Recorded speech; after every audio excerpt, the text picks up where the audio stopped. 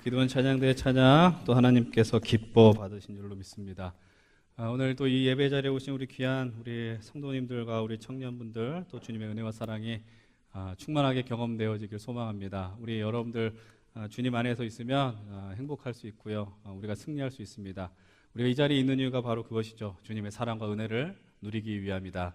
이 예배 가운데 오셔서 여러분들 많이 힘들고 어려운 부분들이 있으면 주님 앞에 다 토해내시고 또 그러나 주님이 주시는 그 위로들을 다 경험할 수 있는 우리 귀한 예배의 시간들 되길 축복드립니다.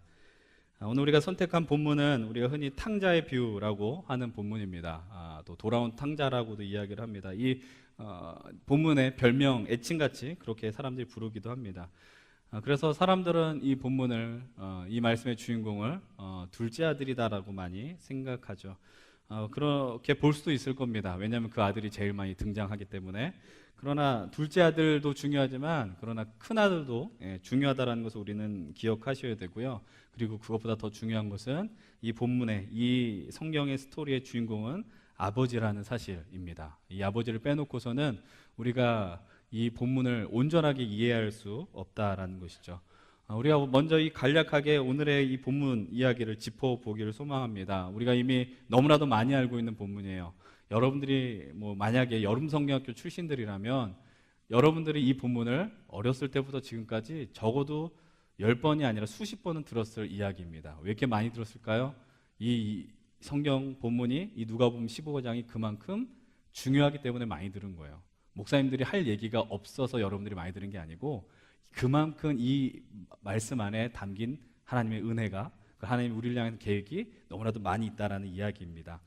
한 아버지에게 두 아들이 있다라고 이야기를 합니다. 한 아버지에게 그중 둘째 아들이 있었어요. 둘째 아들이 있었는데 그 둘째 아들의 마음 가운데 어떤 좀 불만족이 있었던 것 같습니다. 그래서 아버지를 향해서 재산을 달라고 이야기했죠. 그리고 집을 나갑니다.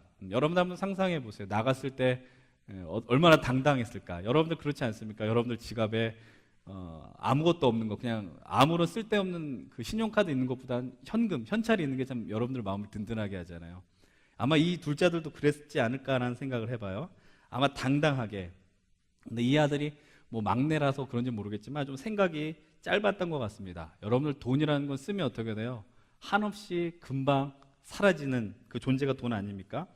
돈이 다 사라지는 거예요. 결국 그는 인생의 밑바닥까지 내려가게 됩니다. 그 인생의 밑바닥에서 비로소 자기의 아버지를 생각하게 되는 겁니다. 그래서 다시 집으로 돌아온 다음에 어떻게 돼요? 아버지가 그 둘째 아들을 보면서 너무나도 기뻐하고 또 잔치를 벌이더라.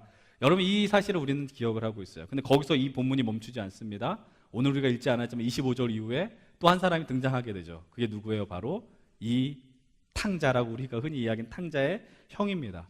이 잔치를 이해를 못하는 거예요. 왜 이런 잔치가 일어나느냐? 이 아들은 되게 좀 성실했던 것 같아요. 묵묵하게 아버지 곁에 있으면서 그러니까 좀 비교하지 않습니까? 우리가 형제들 있으면 쟤는 좀 망난이고 쟤는 좀 쓸데없는 애야. 그런데 그런 애에 비해서 나는 좀 괜찮은 아들이야. 이렇게 많이 생각하지 않겠습니까? 그런데 자기같이 성실한 아들에게 잔치를 베푸는 것이 아니라 저런 망나니 같은 동생을 향해서 잔치를 베푸는 아버지를 보면서 분노를 쏟아내기 시작하는 거예요. 그것이 오늘 우리가 읽은 이 누가복음 15장에 등장하는 이 잃은 아들의 비유의 전부의 내용입니다. 이제 다시 좀 본격적으로 들어가서요. 오늘 본문 가운데 가장 포문을 여는 사람이 누구예요? 바로 둘째 아들이 됩니다. 여러분 한번 좀 12절의 말씀을 같이 읽었으면 좋겠습니다. 함께 12절 말씀 한 목소리로 읽겠습니다. 시작. 그 둘째가 아버지에게 말하되 아버지여 재산 중에서 내게 돌아올 분깃을 내게 주소서 하는지라. 아버지가 그 살림을 각각 나누어 주었더니 그 둘째가 이야기합니다. 내게 돌아올 그러니까 유산을 달라는 거예요. 유산을 달라는 거. 여러분들 우리가 어렸을 때부터 부모님께 돈을 타서 쓰지 않습니까? 그래서 우리가 이 본문의 심각성을 잘 몰라요. 그냥 우리가 흔히 1,000원만 이러다가 점점 10,000원만 이러다 이제 50,000원만 이렇게 되지 않습니까? 그런데 여러분들 유대인들에게 있어서 아버지가 멀쩡하게 살아있는데 유산을 달라고 하는 것은 여러분들 그것은 이적행위나 마찬가지인 거예요. 쉽게 말하면 우리로 치면은 페류나 같은 존재죠.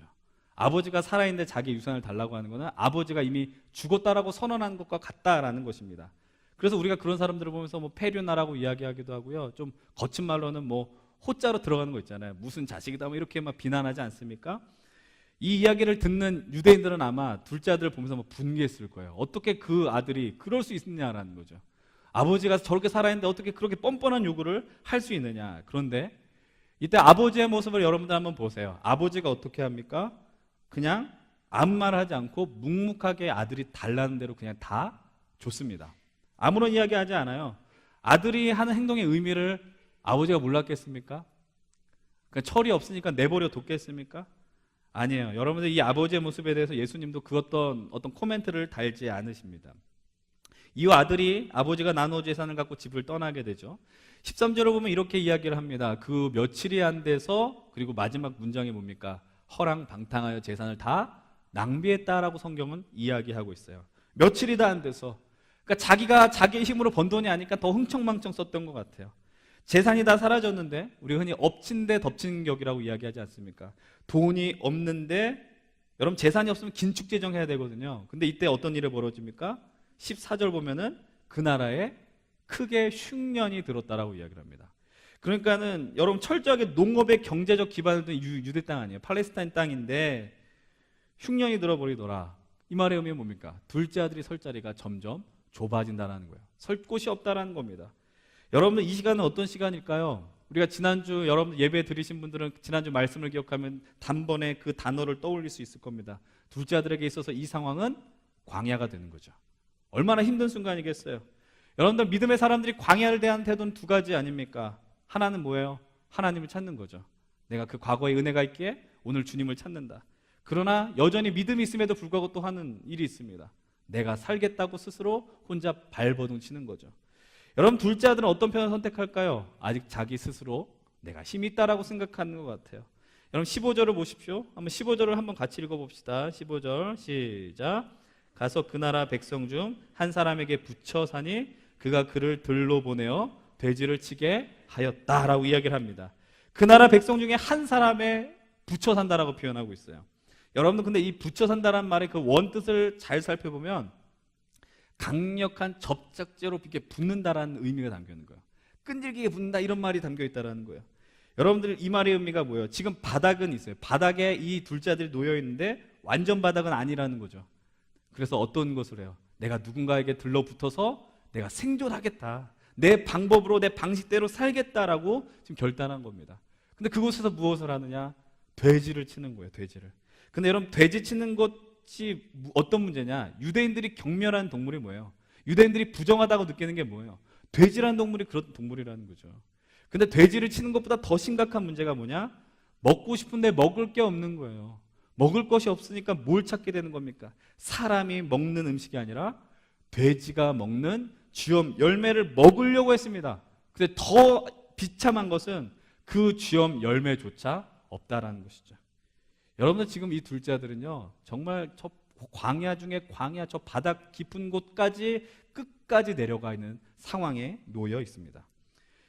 여러분들 유대인들의 어떤 성경 주석서 같은 거, 성경 해설서 같은 것을 이제 미드라시라고 이야기합니다. 옛날 이야기, 성경 이야기를 자기 식대로 푸는 것을 미드라시라고 이야기를 하는데 그 안에 이런 말이 있습니다.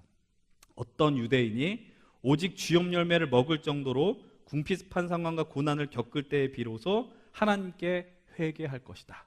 이런 말이 있다라는 거예요. 그러니까 쥐엄 열매를 먹을 때 고난과 아픔이 있으니까 그때에서 비로소 회개하고 하나님을 찾을 것이다.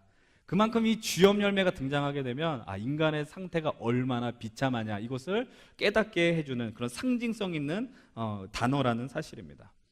우리가 이제 둘째 아들을 살펴봤어요. 이제 우리가 또 한 사람을 살펴봤으면 좋겠어요. 바로 큰 아들을 살펴봤으면 좋겠습니다. 여러분들 우리가 이 이야기의 결론을 이미 거의 여기 계신 분들 중에 80-90%는 알고 있습니다. 그래서 제가 어떤 결론에 대해서 주의하지 않고 바로 진행하겠습니다. 이 큰아들은요 둘째 아들과 달랐어요. 아까 말씀드렸던 것처럼 성실했고요 늘 자기 자리를 지켰던 사람과 같습니다. 여러분 본문 29절을 보면 이렇게 이야기하잖아요. 본문 29절 아버지를 향해서 내가 여러 해 아버지를 섬겨 명을 어김이 없었다. 이런 얘기잖아요. 나는 모범생입니다. 나는 효자입니다. 이렇게 이야기하는 거 아니에요? 그런데 그렇게 망나니 짓을 하고 돌아온 동생을 반겨주는 아버지의 모습을 보면서 막 화가 나는 거예요. 분개하기 시작하는 거예요. 내가 여러 아버지를 그렇게 섬겼는데 그때 기껏 하는 얘기가 뭐예요? 나에게 염소 새끼라도 갖고 와서 잔치를 베푼 적이 있었느냐라는 겁니다. 여러분들 어쨌든 그 큰아들은요, 아버지 말씀에 늘 순종한 사람이었어요. 그런데 여러분들 그런 사람이 과연 문제가 없는 사람일까요? 한번 생각해 보세요. 둘째 아들만 문제 있고 큰아들은 문제가 없습니까? 아니요, 그렇지 않죠.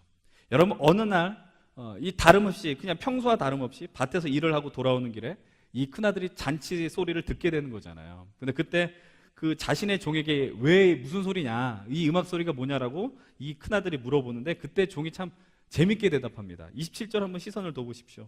27절 이렇게 얘기를 하잖아요. 대답하되 당신의 동생이 돌아왔음에 당신의 아버지가 건강한 그를 다시 맞아들이게 됨으로 인하여 살찐 송아지를 잡았습니다. 이렇게 이야기를 해요. 여러분들, 첫 번째 종이 이렇게 이야기합니다. 당신의 동생이 돌아왔습니다. 이것은 정확한 사실을 이야기한 거예요. 팩트를 전달한 겁니다. 그런데 여기까지만 하면 그냥 별 무리 없었을 것 같은데 그는 이렇게 이야기를 합니다. 뭐라고 이야기해요? 당신의 아버지가 건강한 그를 맞아들였다라는 겁니다. 여러분들, 정말 이 말이 사실이에요? 건강하게 돌아왔을까요? 아니요. 아마 제가 상상을 해보면 거의 폐인으로 돌아오지 않았겠습니까? 거의 정말 말 그대로 거지와 같은 상태로 돌아오지 않았겠습니까?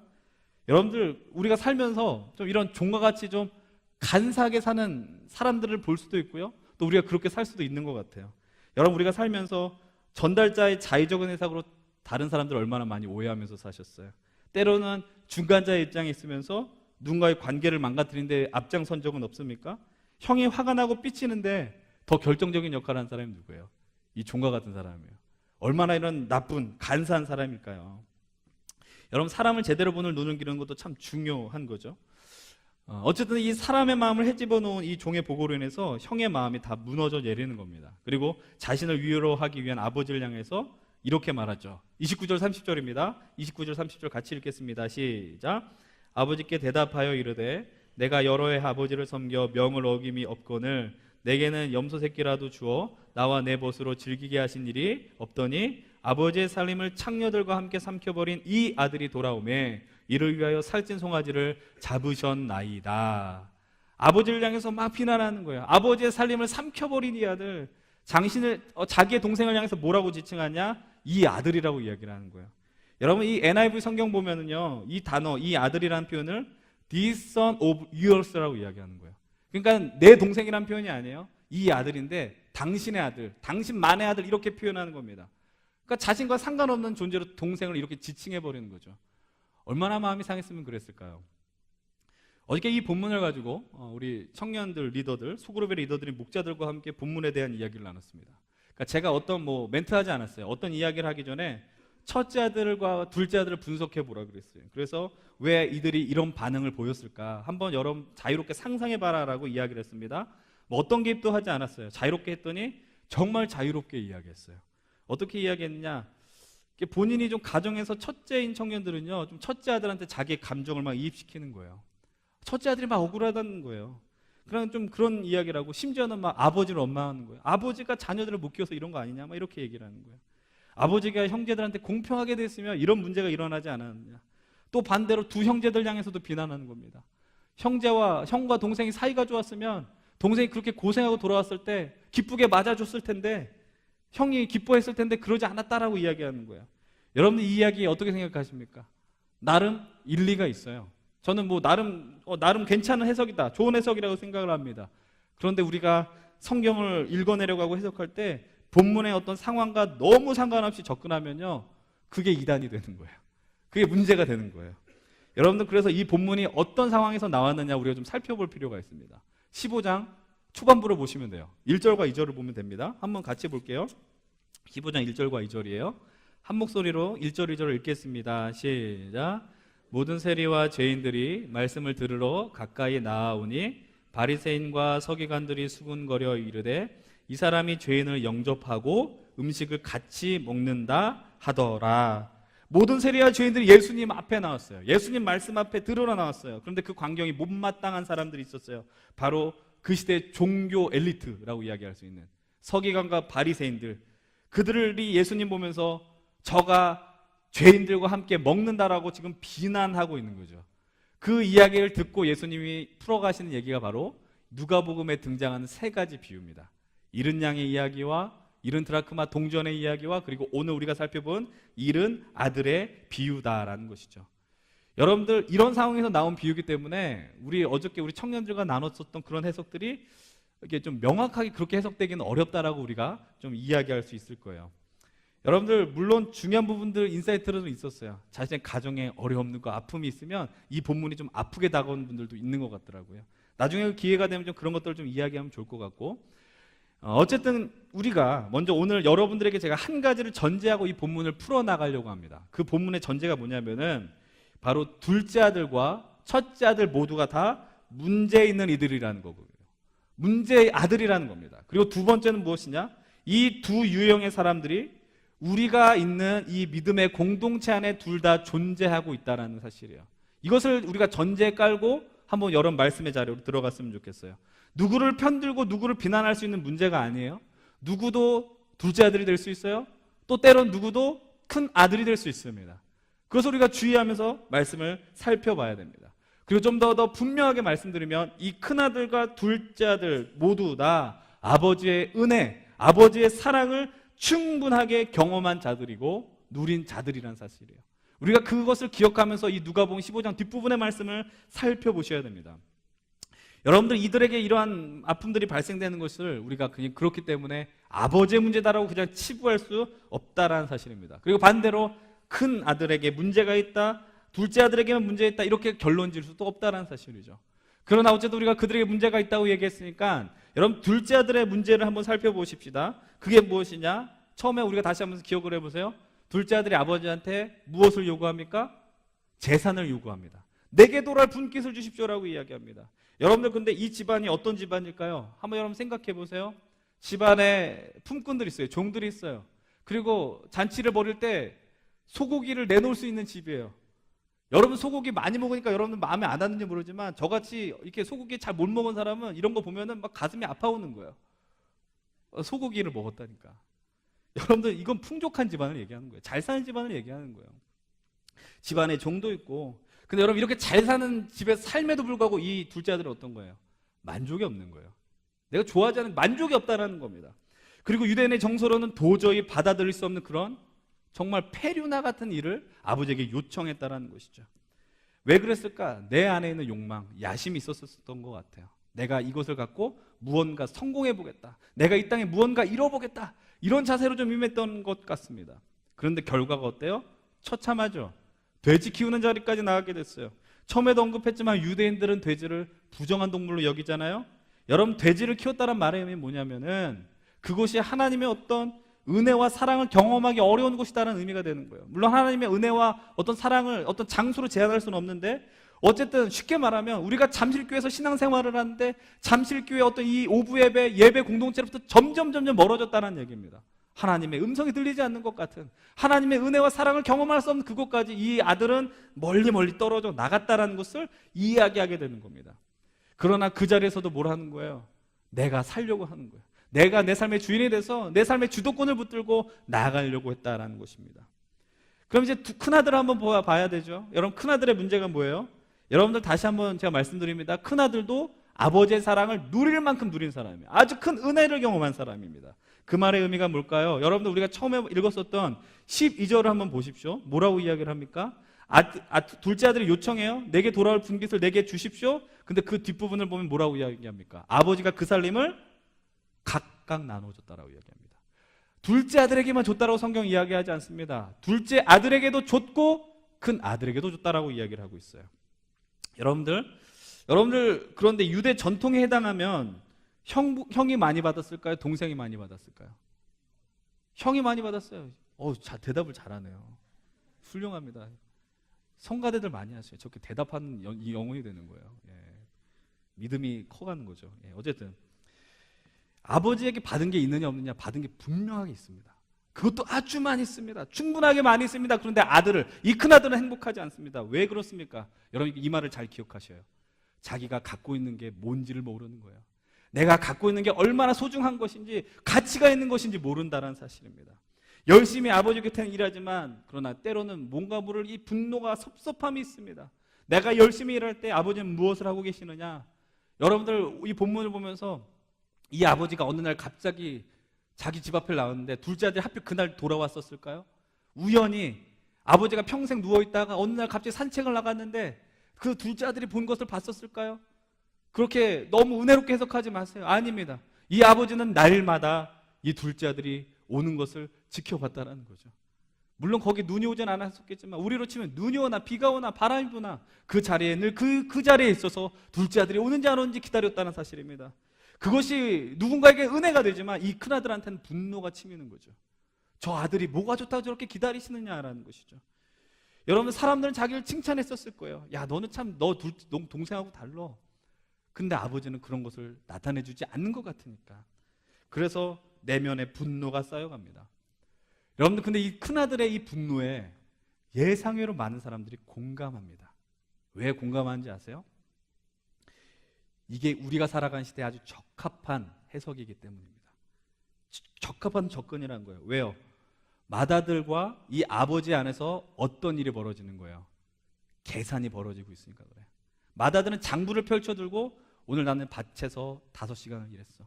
나는 밭에서 10시간 일했어. 장부를 써내려갑니다. 이걸 왜 씁니까? 내가 이만큼 일했으니까 아버지가 나한테 이렇게 보답해야 돼.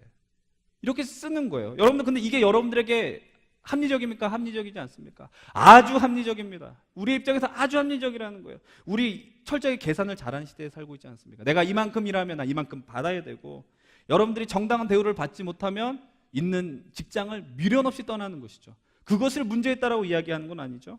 자신 아버지의 명도 어기지 않았고 성실하게 일했는데 왜 보상해주지 않느냐, 불공평하다라는 것입니다. 그런데 이런 반응을 보이는 사람들이 과연 누구일까요? 이런 맏아들과 같은 존재는 누구일까요? 어제 청년들에게 제가 이런 질문을 던졌어요.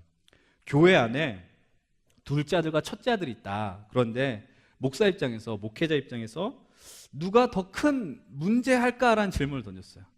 둘째 아들과 큰아들이 교회에 존재하는데 누가 더 어려운 사람일까? 큰 문제일까? 저는 아주 분명하게 이야기했어요. 큰 아들이라고 그랬어요. 왜 그랬을까요? 여러분들, 둘째 아들처럼 반항하고 뛰쳐가면 눈에 보여요. 사고 치면 열받긴 한데 보이니까 대책을 세울 수 있어요. 그런데 이 안에서 정말, 여러분, 큰아들이 어떤 존재예요? 쉽게 말하면 교회 내에서 자기 자리 잘 지키고요, 열심을 다해 헌신하고요, 교회 사역에 빠지지 않고요. 근데 그러면서 속으로 병이 들어가고 있는 거죠. 그러다가 참고 참다가 어느 순간에 터져서 자기의 답답함과 억울함을 토로합니다. 내가 하나님께, 당신께 어떻게 했습니까? 내가 당신에게 최선을 다해 헌신하지 않았습니까? 내가 교회와 공동체를 위해 헌신하지 않았습니까?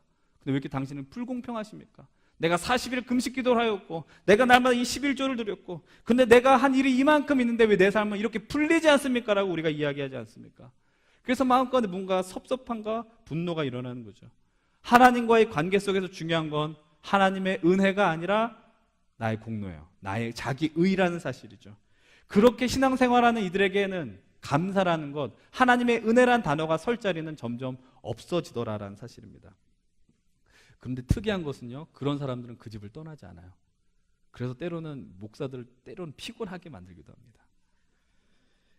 여러분, 우리 안에 이렇게 신앙생활하는 이들이 존재하지 않습니까? 하나님과의 관계 속에서 그분의 은혜와 선하심을 누리는 것이 아니라 내가 이만큼 했는데, 내가 이만큼 열심히 했는데 이런 대우를 받느냐라고 이야기하지 않습니까? 하나님과의 관계 속에서 내가 주고받고 기브앤테이크하는 관계로 생각하지 않습니까? 여러분, 우리 늘 주의하셔야 돼요. 근데 여러분 기억 아시잖아요. 여러분들이 기도를 많이 해서 하나님이 베풀어주고 그런 분 아니라는 거예요. 하나님을 자꾸 우리 수준으로 끌어내리면 안 돼요. 영적으로 여러분 성장할 수도 없고 하나님의 은혜를 누릴 수도 없다는 겁니다. 여러분, 이제 우리가 다시 둘째 아들로 시선을 돌려볼게요. 여러분들, 그가 광야에 이제 갔습니다. 아주 깊은 광야로 갔습니다. 그때 떠올린 기억이 있습니다. 그것이 무엇입니까? 우리가 지난주에 이야기했었던 과거의 은혜라는 것이죠. 여러분, 본문 17절 한번 보십시오. 본문 17절 뭐라고 이야기를 해요? 함께 읽어봅니다. 시작. 이에 스스로 돌이켜 이르되 내 아버지에게는 양식이 풍족한 품꾼이 얼마나 많은가? 나는 여기서 줄여 죽는구나. 아버지가 생각이 났어요. 여러분들, 그 광야 자리에 이 아버지가 생각났다는 건 얼마나 큰 은혜가 되는지 몰라요. 그런데 좀 아쉬운 반응이 있습니다. 여러분, 이 아들은 이렇게 이야기했어야 돼요. 내가 아버지께 얼마나 많은 사랑을 받은 아들이었느냐라고 그렇게 이야기를 했어야 되는데 뭐라고 이야기해요? 우리 집에는 얼마나 양식이 풍족한 품꾼이 많으냐라는 거죠. 자기 현실을 깨달았어요. 내가 아버지께 엄청난 죄악을 범했다라는 것을 알았어요. 그러니까 나는 아들로서 갈 수 없다라는 거예요. 나는 그냥 품꾼으로, 종으로 갈 수밖에 없다라는 것이죠. 그리고 스스로 계속해서 되뇌입니다. 18절로 19절 계속 이렇게 이야기합니다. 내가 일어나 아버지께 가서 이르기를 아버지 내가 하늘과 아버지께 죄를 지었사오니 지금부터는 아버지의 아들이라 일컬음을 감당하지 못하겠나이다. 나를 품꾼의 하나로 보소서 하리라 하고 계속해서 되뇌이는 겁니다. 근데 여러분들 이 구절이 오늘 본문에서 한 번만 등장하지 않는다는 것을 성경을 좀 유익 있게 보면 아실 수 있어요. 그 말의 의미가 뭐예요? 뒷부분에도 나오거든요. 두 번째 등장한다는 거예요. 여러분들 왜 두 번 나왔느냐? 아버지 앞에서도 왜 이야기를 했느냐? 그 말의 의미는 뭐냐 하면은 아버지를 만나려고 결단했을 때 이 둘째 아들은 아버지 앞에 서기 위해서 이 문장을 수십 번이고 수백 번이고 연습했다는 거예요. 내가 죄인이다. 내가 죽을 수밖에 없는 죄인이다. 아버지 얼굴을 어떻게 보느냐? 이런 마음을 갖고 돌아갔다라는 것이죠. 여러분은 돌아갈 곳이 있다는 건 은혜지 않습니까? 여러분은 그래서 여기 있는 것이고, 그런데 우리는 너무나도 당연하지 않은 것을 당연하게 받아들여서 분노하고 원망하면서 살 수 있는 거예요. 그래서 때로는 이 둘째 같은 삶을 살 때 그때 아버지가 생각나는 것은 엄청난 은혜가 될 수 있다는 것이죠. 이제 우리가 그 두 아들들을 열심히 비교해 봤습니다. 이제 우리는 이 두 아들을 대하는 아버지를 살펴봤으면 좋겠어요. 오늘 본문의 주인공이라고 이야기할 수 있는 이 아버지가 무엇을 하고 있어요? 아버지는 아들을 떠나보낸 그 자리에 있었습니다. 아까 전에도 이야기했지만 우연히 그날만 있었던 것이 아니라니까요. 날마다 환경이 어떻든 사람들의 시선이 어떻든 그 자리에 있었습니다. 오늘 본문은 분명히 이렇게 이야기를 합니다. 20절 중반부터 이렇게 이야기를 하죠. 아직도 거리가 먼데 아버지가 그를 보고, 그가 누구예요? 둘째 아들이에요. 거리가 먼 것이 여기서 설교하는 제가 서 있는 위치에서 우리 본당의 문을 의미하겠습니까? 아니에요. 이건 너무나도 가까운 거예요. 거리가 멀다? 여러분들 아마 이 둘째 아들이 점으로 보였을지도 몰라요. 아주 작은 점으로 보였을지도 몰라요. 여러분들 그런데 아버지는 어떤 분이에요? 이 아들을 알아봐요. 신기할 정도로 알아봐요. 여러분들 저도요. 제 아들이 유치원이나 초등학교에서 단체 사진을 찍으면 누가 제일 먼저 보일까요? 제 아들이 먼저 보이는 거예요. 지난번에 우리 아들이 어린이집에서 발표회를 하는데 다 똑같은 옷을 입었는데 누가 보여요? 내 아들이 보이는 거예요. 왜? 다른 이유를 설명할 수 없어요. 내 아들이니까. 나의 사랑하는 아들이니까. 그래서 그 아들이 보이는 거예요. 여러분들 아버지가 그 아들을 보면서요 충분히 분노할 수 있었습니다. 나의 재산을 가지고 온 그 나쁜 놈, 저런 사악한 좀 페르나 같은 놈, 나의 체면을 다 구겨버린 놈. 그런데 아버지는 그 아들 향해서 원망하지 않았어요. 손가락질하지 않았어요. 그 아들을 발견한 즉시 달려나갔습니다. 아버지의 체면, 그 지역의 어른으로서의 위치 생각하지 않고 뛰어들어갑니다. 그냥 단 한 가지였어요. 나는 저 아이가 죽은 줄로 알았는데, 나는 저 아이를 잃어버린 줄 알았는데 저 아이가 오늘 내 눈앞에 와서 살아 돌아왔다라는 거죠. 여러분, 그래서 그 마음이 그 아들을 향해서 막 뛰어가게 했다라는 겁니다. 그 아들 향해서 목을 안아주고요, 입을 맞췄다.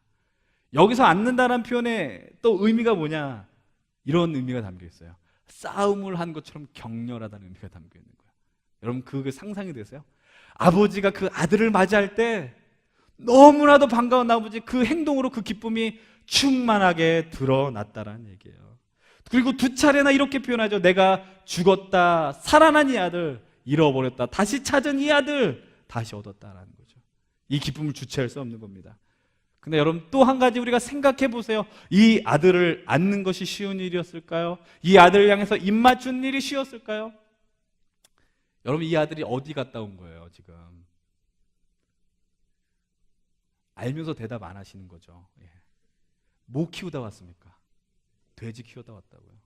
돼지 키우는 냄새가 그 안에 풀풀 났을 거예요. 더럽고 추악한 그 악취들이 이 아들 가운데 정말 많이 나왔을 겁니다. 근데 그것을 맡을 겨를이 없어요. 아들이 왔으니까. 그리고 입까지 맞춥니다. 그 상황 속에서 이 아들이 뭘 합니까? 아까 얘기했잖아요. 연습한 말. 21절 한번 보세요. 21절 함께 읽어봅니다. 시작. 아들이 이르되 아버지 내가 하늘과 아버지께 죄를 지었사오니 지금부터는 아버지의 아들이라 일컬음을 감당하지 못하겠나이다 하나. 여러분 원래 연습했던 문장이 이것입니까? 여러분 성경을 잘 보세요. 원래 이 아들이 연습한 문장이 여기로 끝이 납니까? 아니요. 뭐가 남아있어요? 나를 품꾼의 하나로 보소서. 근데 여러분들 문장이 여기서 끝났어요. 그 이야기를 하지 않았어요. 왜 등장하지 않았을까요? 겁이 나서 아빠한테 이야기를 하면 정말 나를 품꾼으로 삼을까 봐 이래서 멈췄을까요? 그런 마음이 있었을 것 같기도 합니다. 그러나 그것이 아닙니다. 아버지가 아들의 말을 멈추게 했습니다. 아니 그 말을 하려던 순간에 그 역겨운 입냄새가 나는 그 입술을 맞췄을지도 모릅니다. 그리고 대신 이렇게 외칩니다. 가장 좋은 옷을 갖고 와라.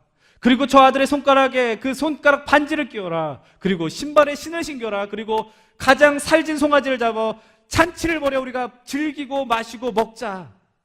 아버지의 마음이에요. 이 세상을 향해 외치는 거고요. 이걸 우리가 무엇이라고 이야기합니까? 이것이 바로 아버지의 다함이 없는 은혜, 사랑이라고 이야기를 하는 겁니다. 여러분들 우리 입술에서 끊임없이 그 은혜를 이야기하지 않습니까? 그 은혜가 무엇입니까? 받을 자격이 없는 자에게 주어진 하나님의 선물. 이 선물은 모든 것을 다 뛰어넘는 거예요. 우리의 죄악과 연약함과 그 모든 것을 뛰어넘는다. 그런데 이 은혜를 착각하게 되면 어떤 일이 벌어지느냐? 큰 아들과 같은 그런 삶을 살게 되는 것입니다. 여러분들 오늘 이 아버지는요, 둘째 아들의 너무나도 지나치고 오만했던 요구를 수용하는 아픔을 경험했어요. 참아야 되잖아. 나도 아팠었는데.